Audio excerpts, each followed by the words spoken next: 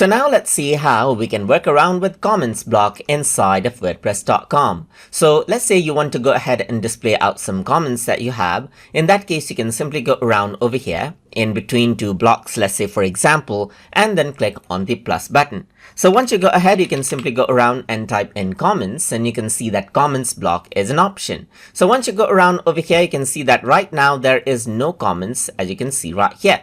So it says post comments from block comments are not enabled for this item. Let me just go ahead and enable. Then I got a comment block, as you can see right here.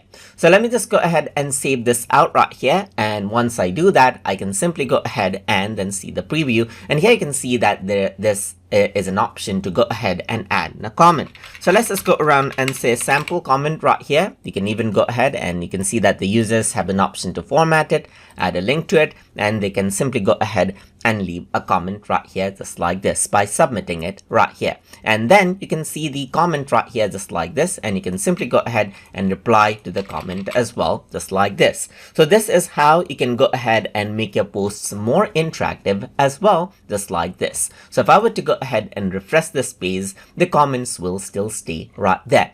So if I were to go around onto the comment block, I can go ahead and change the text color of the comment, as you can see right here. I can change around the background color as I want as well, just like this, and you can change around the padding as with any other blocks, as you can see right here.